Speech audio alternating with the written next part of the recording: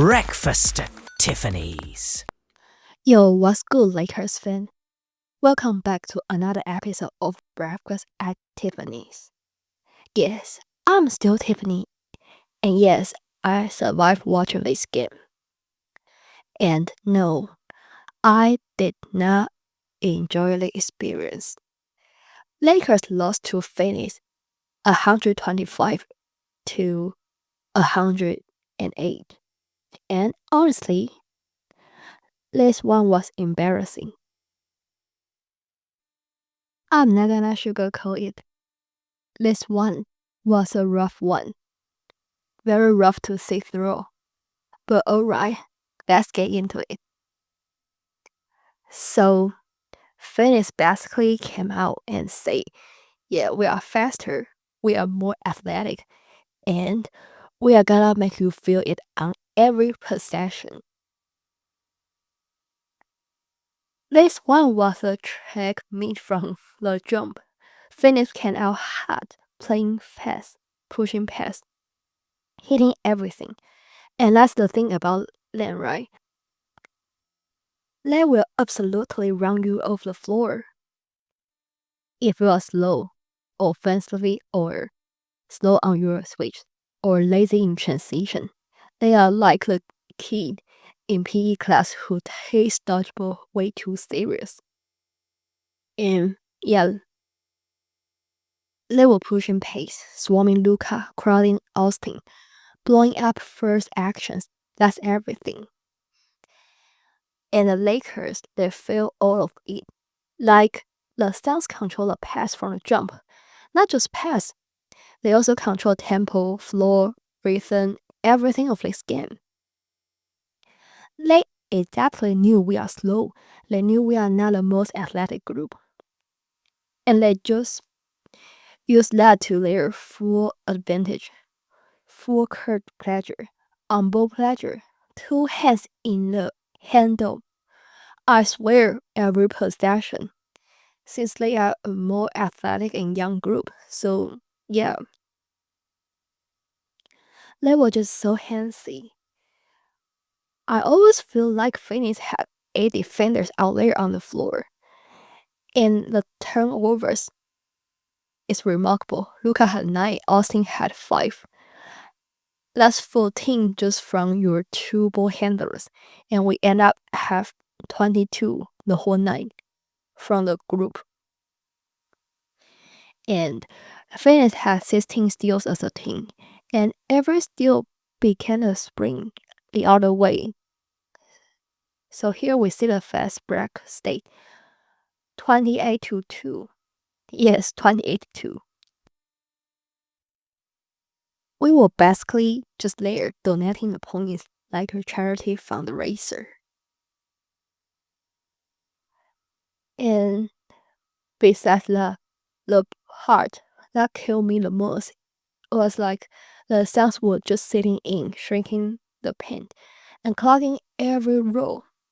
Try to take in every cut as much as possible. Because they don't really respect our shooting. And honestly, why would they? And because our outside shots were not falling last night. So obviously, there's no way they had to change their coverage. They just stay there like, cool, just try to dribble through this wall. We'll just take the ball and go the other way. That's the summary of my game. My only takeaway from the Suns' defensive game plan. But gotta shout out to Phoenix for controlling the tempo. Gotta give them all the credit they deserve. They play some real tough on both defense, and they won this game way more than LA did. Speaking of this one, I know it's a back-to-back game for the Lakers. I know the guys are tired, everyone just looks gas. And that's real. You could see that fatigue. Everyone just looked a step slow mentally and physically. But let's be honest, this didn't start last night. They start the day before against the Pelicans. I somehow feel like our rotation and usage were questionable. Like, I'm sorry, why did Luka and Austin play nearly 40 minutes versus a Pelicans team that was missing literally their entire lineup? Like, who were we afraid of? I could not name half the players they had out there. We scored 46 in the first quarter, went up 20 plus at halftime, 57-77. And for some reason, the starters are still in deep into the third. And then the Pelicans, with a lot of G League's roster, make a run and suddenly we are in the game again. Like, what are we doing there? Come on. It's stuff like this that makes nights like this even worse, because you could see the legs were gone, the focus was gone, and the energy was not there. Load management isn't a bad word, it's somehow a strategy. And lately, the rotation choice have been questionable for me. Everyone look gas and not lock in, and that's why it's a tough game against the Suns. And Suns were even a better and more qualifying team. The Lakers should put more attention on this one instead of the Pelicans, in my opinion. We are gonna be smarter with starters minutes. Overplaying our stars against tired body just leads to sloppy execution and the risk of injury.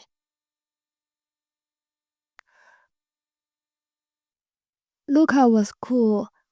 He had another 20-point first quarter, and Suns immediately started selling out late in first quarter, taking away his fouls and forcing tough shots. They literally like, okay, enough, and just please the hell out of him. He couldn't buy a whistle, got frustrated, and the turnover just followed. And for Austin, physicality still bothers him. Calling Gillespie was in his chat like every possession. So this is a next step for him. He needs to figure out how to be able to handle high pressure defense without losing the ball. For our two dear ball handlers, they need to improve under this kind of pressure.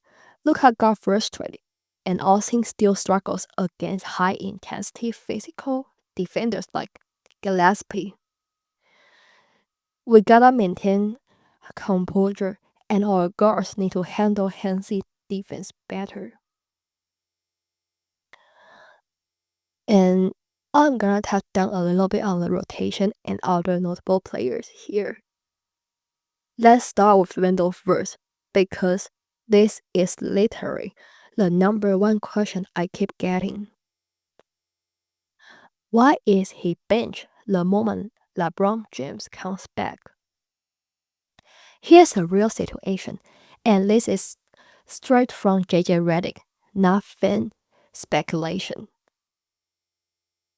So during an NBA season, rotations shift constantly. A lot of guys get hurt and come back. In and out just casually happen. It's not a news for us. And some new pieces get signed. Some people get called from G League, and sometimes are just coach's experiments. But once LeBron returned and the Lakers finally got healthy with a full 14 roster, and JJ made a decision. He wants a 9-man rotation, and that alone just creates a roster crunch. This is unfortunately for Vando. He's like the odd man out right now. JJ actually said he talked to Vando before LeBron even came back. There are certain things he need to do constantly to stay in the rotation, mostly on the offensive side. And now when the roster got healthy, minutes would tighten up. Okay, you hear that? And here's the front court rotation right now. Adam starting at 5, and LeBron and Rui as the starting forwards. So now we are full of the starting lineups with Austin and Luka as the backcourt. And off the bench, we have Jason Hayes, Jack LaRavia, and a healthy Matthew Kleber. He's more like a stretch four. That's already 3 front court reserves before you even get to Vando. JJ also pointed out something important. When the Lakers were banned up earlier in the season, they tried certain lineups that just didn't work. And Vando was kind of becoming a collateral casualty. He just became a survivor here. And not because he did anything wrong, but because the combinations just weren't producing. The chemistry wasn't there. And here's the thing. We all know Vando's defense is elite. Like, super elite is on another level. Samuels has him at a team best 111 defensive rating, which is insane for a bench guy. But the problem everyone knows about, he gives almost nothing offensively. Teams ignore him. They just invite him and welcome him to shoot, and he's only hitting 28.6 from 3. For a team built around playmakers, being a non-shooter completely warps spacing. That's kind of a common sense in the modern NBA era. He played his last game on November 15 against the Bucks. 7 minutes, 1 rebound, 1 assist. Didn't take a shot. LeBron returned the next game, and that was the story. But JJ was also very clear here. It doesn't mean Vando is down for the season. Injuries happen, and a lot of matchups change. Cold stretch happen, and the Lakers will need defense eventually. It's just when the team's on a winning streak, coaches don't mess with the rotation. So right now, Vando's definition is more like of stay ready. Yeah, he's a stay ready guy. He always get well prepared and just be there showing up. And to his credit, he's taken it like a pro. So let's get back to the game. I'm gonna talk about Rui Hachimura for a little bit.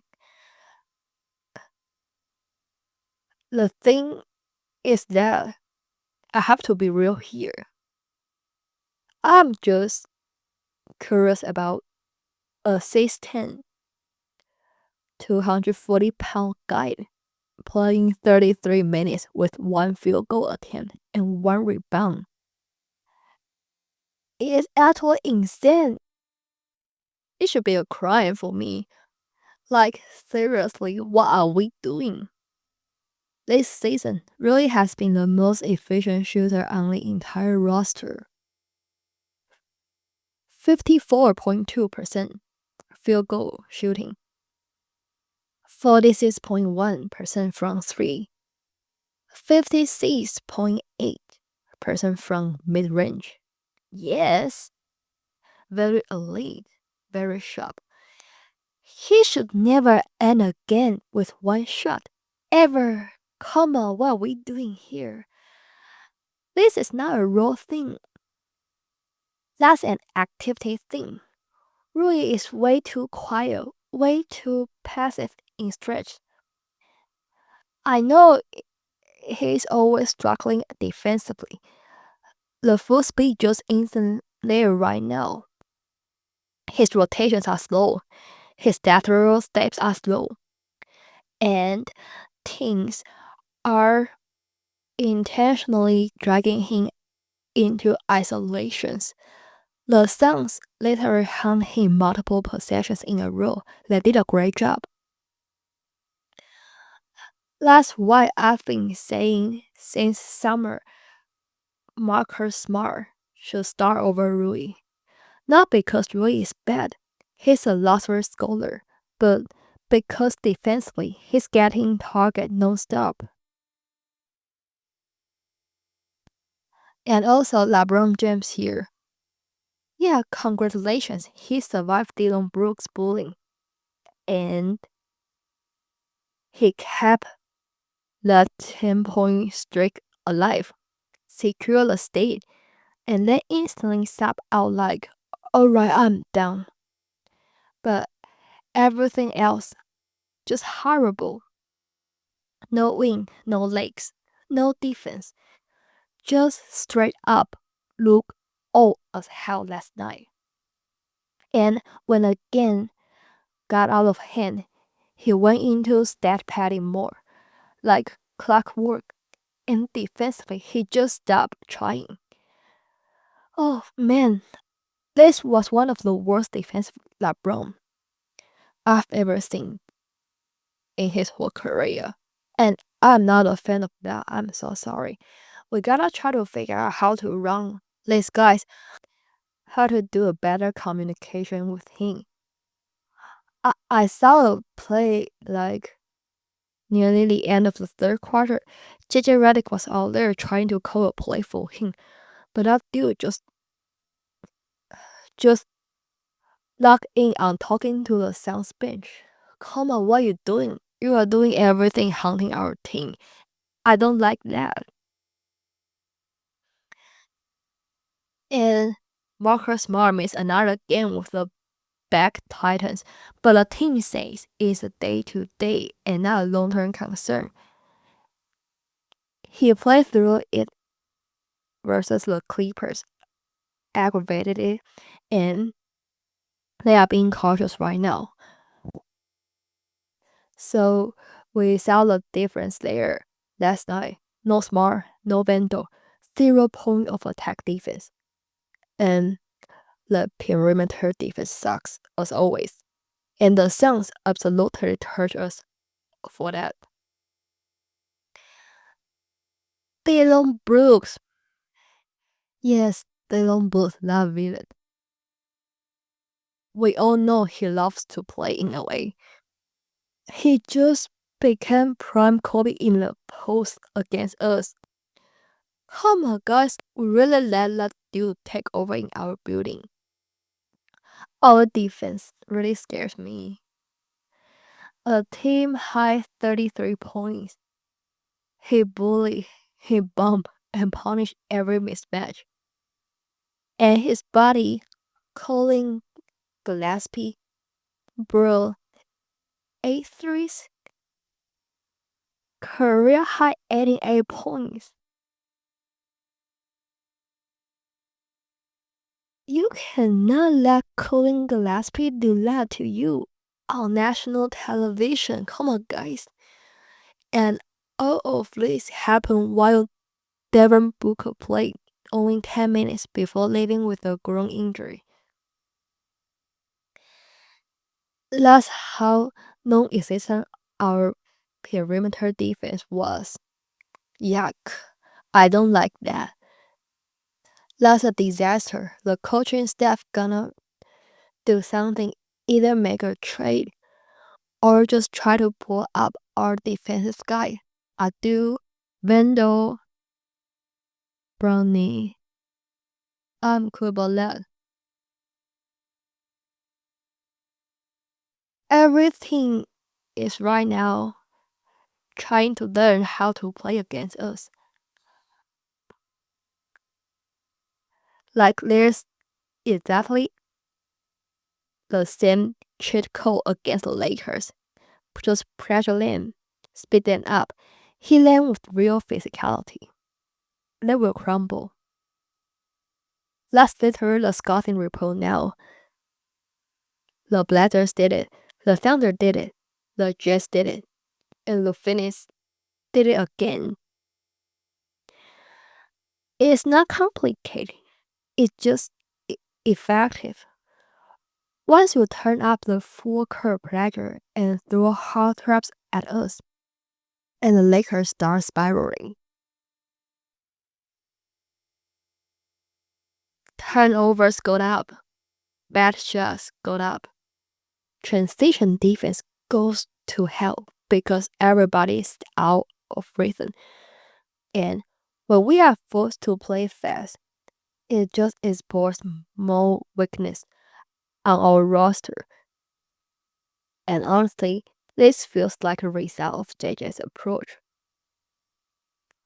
I somehow feel JJ is clearly prioritizing offense, pass, spacing, ball movement, and hoping the defense hangs around league average, which is fine until you run into teams that are younger, faster, stronger, and willing to punch you in the mouth for the entire 48 minutes.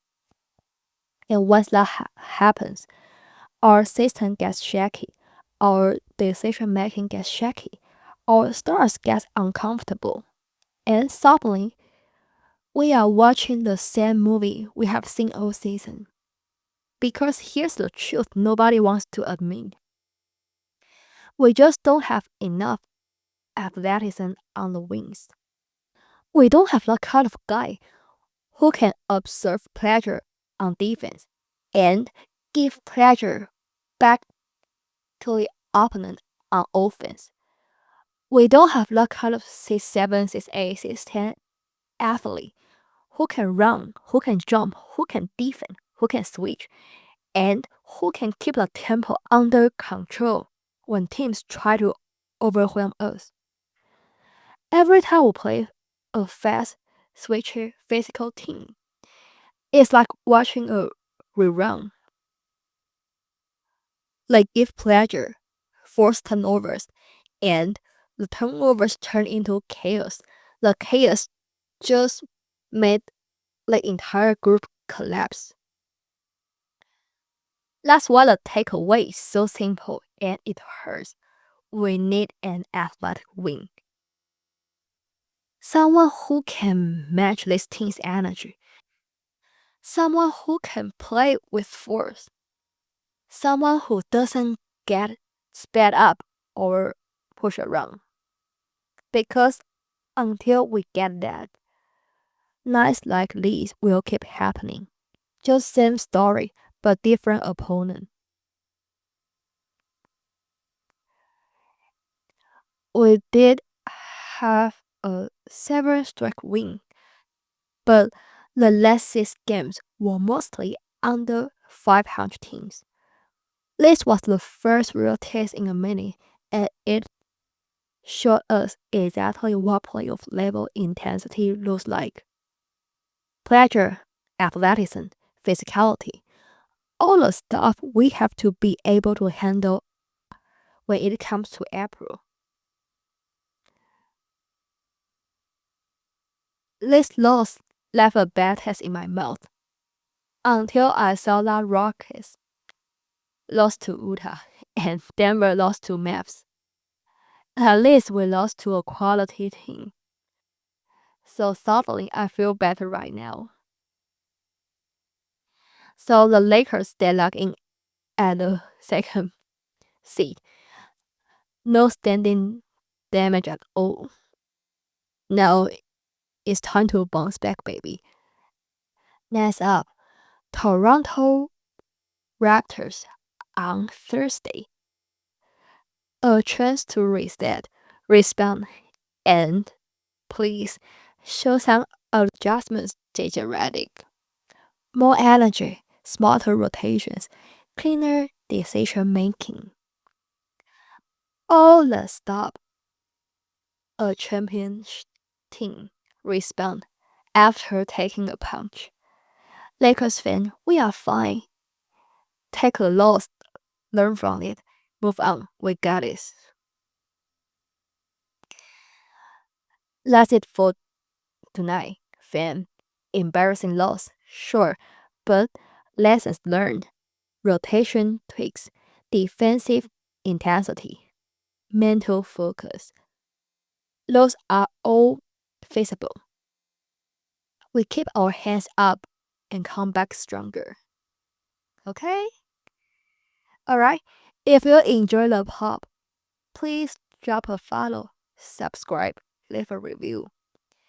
You know I always appreciate it every single time. Thanks for caring way too much about this thing. This is a safe place. We can tell every good, bad, every up and down. We are on the ride together, Lakers fan. Alright, you guys have a great day. Have a beautiful night. I don't know where you are listening from, but I always wish you all the best. Catch you Thursday after the Toronto game. Lakers fan, we move.